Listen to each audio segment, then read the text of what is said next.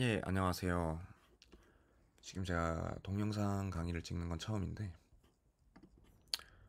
오늘 저희가 만들어 볼 앱은 되게 간단한 스톱워치 애플리케이션을 만들어 볼 거예요. 어떻게 동작하는 애플리케이션이냐면, 지금 실행을 하고 있어요. 이게 굉장히 단순한 애플리케이션인데, 빌드가 실패했네. 뭐 상관없는데, 여기 시작을 하면 카운트를 하면서 시간을 보여주고, 일시정지 기능과 초기화 기능, 뭐 어떤 동작을 해도 이제 저희가 원하는 대로 컨트롤을 할 수 있는 그런 굉장히 심플한, 뭐랄까요, 심플하지만 좀 정확한 그런 형태의 애플리케이션을 만들어 보려고 해요. 그래서 뭐 사실은 이 강의가 뭐 안드로이드 스튜디오를 설치하고 굉장히 간단한 코틀린 지식이 있는 사람들을 좀 대상으로 하려고 해요. 이유는 이제 제가 그런 것까지 하면 좀 힘들 것 같아서 그렇게 대상을 생각을 하고 있고, 대신 이제 어 이걸 만드는데 어떤 요소들, 어떤 기술을 사용해서 만들 거냐면, 이제 흔히 많이 사용되는 MVVM 패턴, 그리고 요즘 라이브 데이터 대신 널리 사용되고 있는 플로우, 스테이트 플로우죠. 스테이트 플로우랑 뷰 바인딩, 그리고 타이머 클래스의 활용, 뭐 이런 내용들을 담고 있는 그런 렉처라고 할 수 있을 것 같아요. 자, 먼저 이제 두 가지 패키지로 제가 일단 구성을 해놨는데, 프로젝트를 받아보시면 이 엔드랑 스타트 두 패키지가 있어요. 엔드가 지금 화면에 보이는 이 애플리케이션이 완성된 상태의 모듈이거든요. 근데 저희는 스타트에서 이제 엔드로 코드를 작성하면서 어떻게 구성을 할 수 있는지, 코드를 작성을 할 수 있는지, 그런 내용을 설명하는 식으로 진행할 예정이에요. 먼저 저희의 뷰를 그릴 때는 뷰 바인딩이라는 기술을 사용을 할 거예요. 뭐 아시는 분들도 계시겠지만, 먼저 이렇게 스타트에서 저희가 코드를 작성할 거니까 여기 스타트에 오셔서 뷰 바인딩 코드를 작성을 하시면 돼요. 뷰 바인딩 이네이블을 해주시고,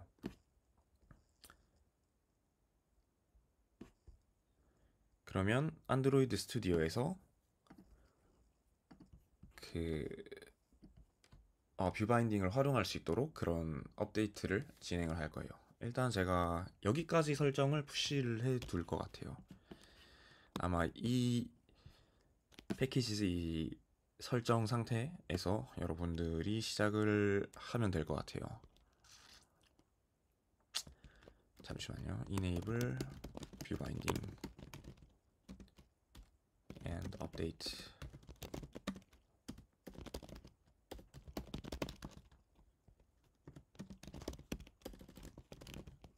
네, 이 부분은 뭐 눈에 담으실 필요는 없을 것 같아요.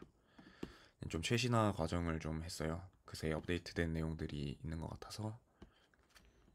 그 다음에 이제 본격적으로 버튼, 이 화면을 구성해 볼게요. 지금 보이는 화면은 엔드 패키지의 내용이거든요. 그래서 스타트 패키지에서 저희가 만들어야 되는데, 지금 스타트 패키지는 저희가 한 게 없기 때문에 이렇게 빈 화면이 있을 거예요.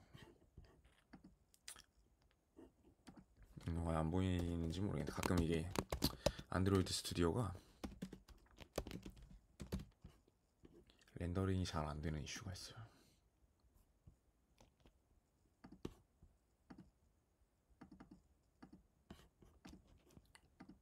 아무튼 먼저 저희가 시간을 표시할 뷰가 필요하겠죠. i는 오버롤 타임으로 치겠습니다.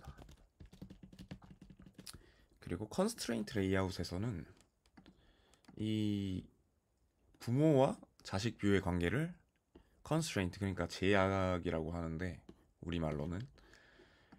그러니까 부모의 시작점에서 내가 어디에 있을지 위에서 뭐 방향에 따라서 뭐 혹은 비율 같은 걸로 설정이 될 수도 있는데, 저희 뭐 같은 경우에는 얘가 부모를 가득 채우면서 뭐 또 다른, 그러니까 예를 들어 뭐 버튼과의 상대적인 위치는 어떻게 할 것인가, 이런 내용들을 정의를 할 수가 있어요. 그래서 먼저 버튼 3개 그리고 텍스트 뷰 1개, 이런 구성이 되겠죠. 근데 이제 버튼 같은 경우에는 이 개념적으로 어떤 하나의 카테고리로 묶을 수가 있잖아요. 컨트롤 버튼들, 뭐 그런 의미를 가지도록 이렇게 두 개의 그룹으로, 두 개의 그룹이 아니죠. 버튼들만 이제 따로 모아둘 그런 컨테이너를 하나 만들어서 제작을 하도록 하겠습니다. 조금 차이가 있을 수도 있을 것 같아요. 그 엔드 버전이랑은. 이제 이렇게 3개의 버튼, 그리고 이 레이아웃이 왜 안 나오는지 모르겠는데 잠깐만요. 일시정지가 없나?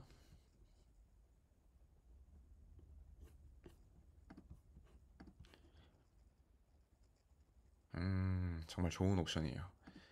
이게 보시면 뭐 아시는 분들도 많겠지만 뭐 안 될 때 껐다 켜는 느낌이랄까요? 클린 프로젝트, 리빌드 프로젝트를 해보면 뭔가 해결될 수도 있어요.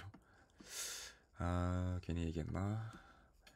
아무튼 버튼들이 위치할 친구, 그리고 저희 텍스트 뷰, 시간을 표시할 레이아웃을 완성. 그건 잘. 컨트롤 버튼들이 위치하니까 이 컨트롤이라는 이름으로 아이디를 설정을 할게요. 그리고 폰트 설정 같은 거는 차후에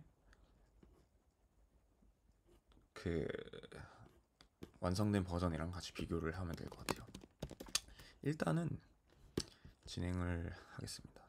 그리고 여기 보시면 툴이라는 옵션이 있어요.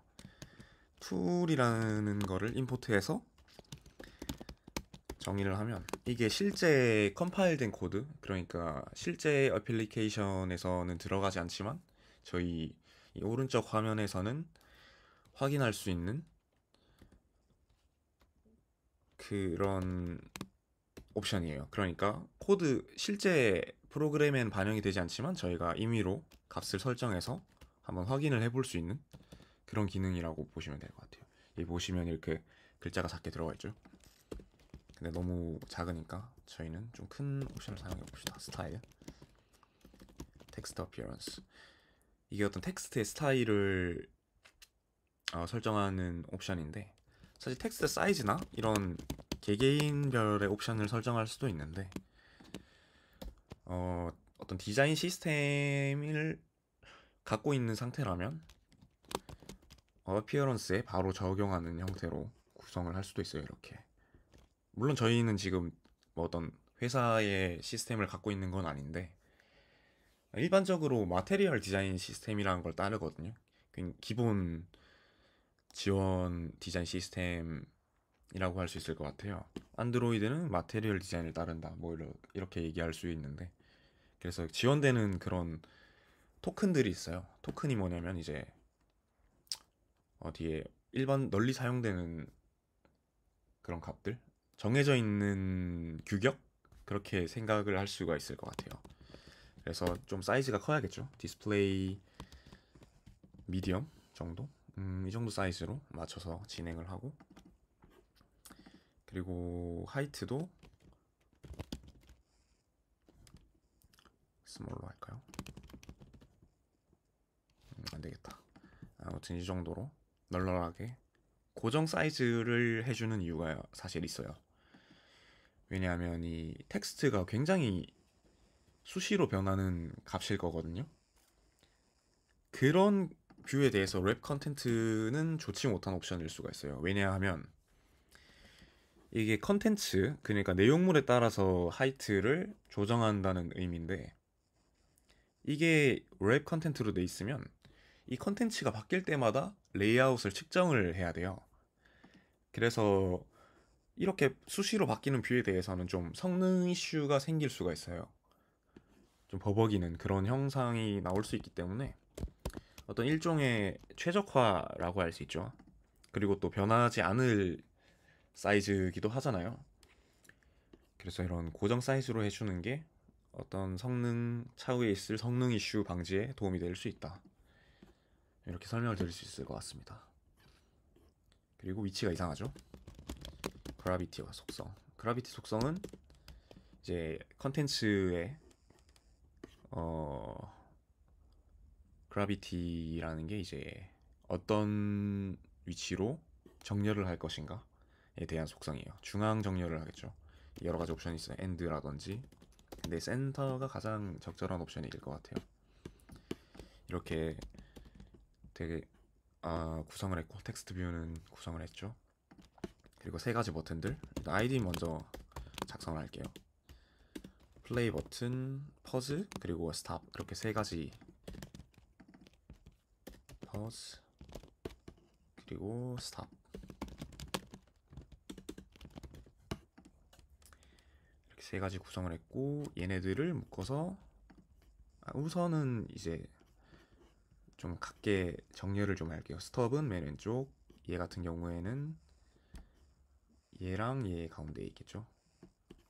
이렇게 하면 이제 체인이 완성이 된 건데 시프트를 누르고 이렇게 누르고 누르면 얘들을 누르고 누르면 누른 다음에 이 옵션을 키면 체인이라는 옵션이 있는데 지금 이미 체인이 형성되어 있기 때문에 디세이블 돼 있네요. 호리존탈 뷰들이. 아무튼 부모 위치에 맞게 컨스트레인트도 넣어줍시다.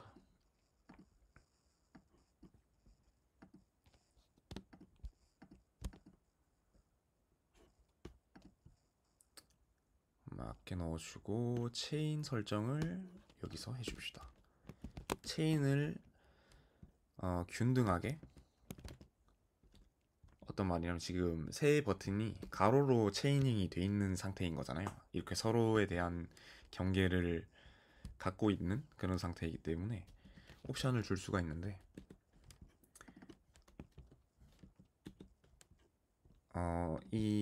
얘가 아니구나. 모든 체인을 가진 애한테 이렇게 옵션을 줄 수가 있어요. 잠깐만요. 좀 미스 유즈가 있는 것 같은데.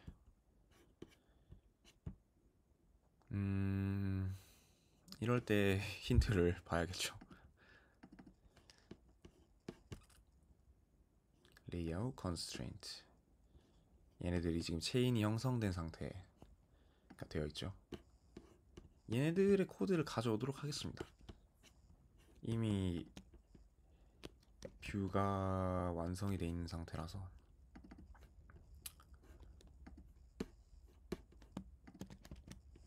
제가 생각한 규격대로 사실 가져왔어요.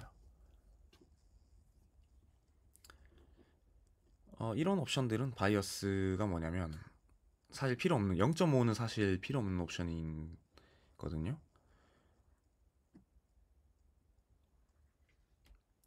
이게 이제 온라인을 어떻게 어떤 양방향에 연결된 컨스트레인트에 대해서 어느 쪽으로 더 치우치게 할지에 대한 옵션이에요. 지금 같은 경우엔 지금 균등하게 돼 있기 때문에 사실 필요 없는 옵션이라고 할 수 있죠. 필요 없는 옵션 같은 거는 지우는 게 사실 저는 좋은 습관이라고 생각을 해요. 뭐 어떤 팀 분위기에 따라 다를 수도 있지만 근데 저희가 지금 백그라운드 설정을 오발 그러니까 원형 버튼을 위한 그런 옵션인데 사실 이것보다는 스타일을 지정을 해볼게요. 지금 사실 엔드랑은 좀 엔드 모듈과는 살짝 차이점이 있을 수도 있을 것 같아요. 뭐 그 사이에 제가 좀 뭐랄까요 바뀐 것들 그 말이 좀 이상한데 뭐 지금 떠오르는 더 적합한 방법들 뭐 그런 생각들이 좀 드네요. 아이콘 버튼으로 바로 가도록 하겠습니다. 아이콘 버튼 필드로 설정을 해주면 그럼 알아서 사실 동그라미가 돼요. 앞서 말씀드린 그 마테리얼 토큰들 거기에 정의되어 있는 스타일이거든요. 마테리얼 아이콘 버튼의 형태는 원형이고 뭐 아이콘은 어떻고 그런 것들이 정의되어 있어요. 아이콘 사이즈에 따라서 이 친구들이 사이즈가 변하는데 일단 여기에 맞춰서 한번 해보도록 하겠습니다. 아이콘이 지금 설정이 안 돼 있어서 그런데 아이콘을 설정을 해볼게요. 메인 여기에 리소스 레스라 돼 있는 게 이제 리소스의 약어인데 여기서 새로운 벡터 에셋을 추가를 할 거예요. 일단 플레이부터 찾아볼게요. 그리고 원형 여기 기본적인 스타일을 줄 수가 있어요. 그리고 아이콘을 의미하는 프리픽스를 달아주고 생성을 해볼게요. 그럼 여기 이제 들어갔죠. 여기 보이는 형태의 플레이 버튼이 완성이 되었어요. 그리고 이게 기본적으로 이렇게 인셋이라고 하는데 이게 중앙으로부터의 어떤 모서리 위치 정보예요. 이 설명은 이후에 하도록 할게요. 이거는 지금은 더 복잡할 것 같네요. 이렇게 살짝 띄어져 있는 게 아무튼 아이콘 버튼의 스타일이다. 뭐 이렇게 생각을 하시면 될 것 같아요. 동일하게 진행을 할게요. 어차피 같은 스타일로 일관성이 어차피 중요하기 때문에 이런 속성들은 전부 랩 컨텐트로 바꿔주고 아까 말씀드렸던 이제 고정 사이즈를 했을 때 좀 더 성능이 좋다 이렇게 말씀을 드렸었는데 이 버튼들은 사실 변할 확률이 굉장히 낮은 버튼들이잖아요. 그래서 랩 컨텐트로 해도 성능 이슈가 거의 없을 거란 말이죠. 왜냐하면 자주 바뀌는 뷰가 아니기 때문에 그런 경우에는 이제 편하게 이런 옵션을 가져가도 좋다. 그러니까 이런 건 잘 고려를 하시면 될 것 같아요. 그런 어떤 만드시려는 서비스의 상황에 맞게 잘 선택을 하시면 됩니다. 일시정지 버튼 그리고 스탑 버튼까지 벡터를 추가하겠습니다.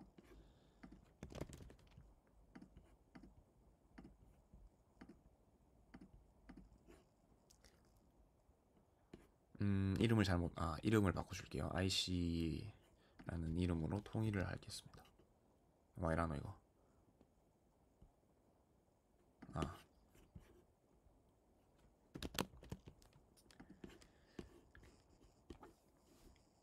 이렇게 설정이 됐어요.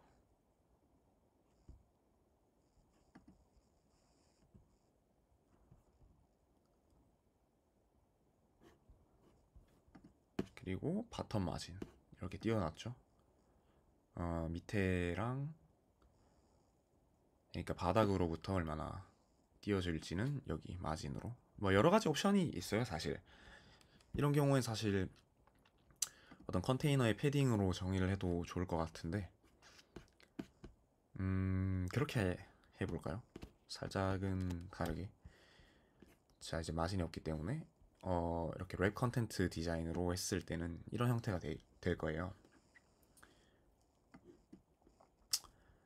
그런 상황에서 근데 너무 바닥에 붙어 있으면 사실 좀 이상하게 보이잖아요. 그래서 적당히 간격을 띄워주는 게 좋다. 그 경우에 줄 수 있는 옵션이 이제 컨테이너 자체를 띄우는 방법도 있고 그건 이제 디자인에 따라서 상이할 수 있는데 이 경우에는 컨테이너는 이제 바닥에 위치한 어떤 그룹이다 보니까 패딩을 넣어주는 형태로 한번 가볼게요. 바텀 패딩 어떤 내비게이션 만큼 띄워볼까요? 내비게이션 여기는 없네요. 그럼 툴바랑 같은 사이즈로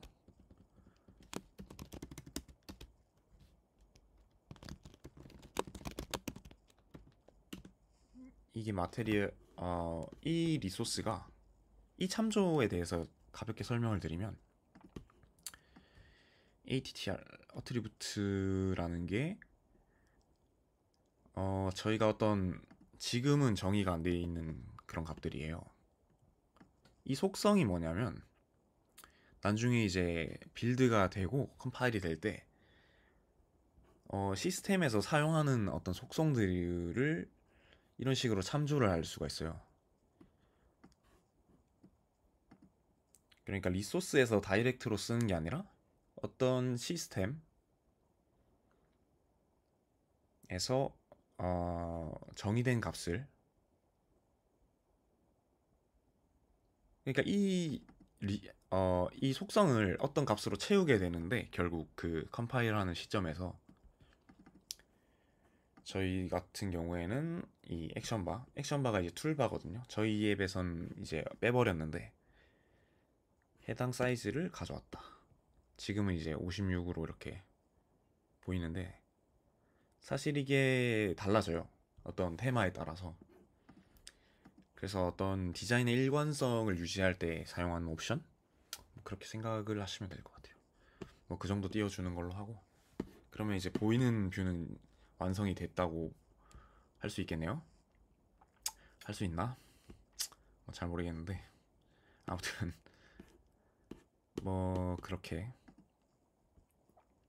구성을 했고,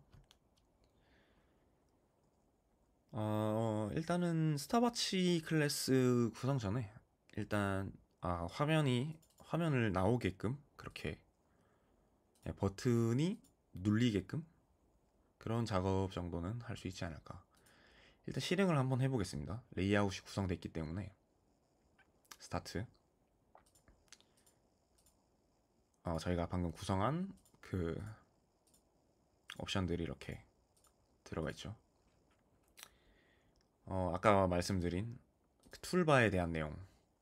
여기서는 저희가 글자가 보이는데 실제 애플리케이션에서는 저희가 실제 텍스트를 정의를 안 했기 때문에 보이지 않는 거예요. 정상적으로 출력이 된다고 볼 수 있겠죠. 일단 여기까지. 첫 번째 시간은 여기까지 하겠습니다. 다음에는 이제 스타바치 클래스랑 여기 동작 액션들에 대해서 그 연결하는 작업들, 뭐랄까요? 그러니까 실제 동작과 이 뷰들을 연결하는 작업을 진행할 것 같습니다. 네, 감사합니다.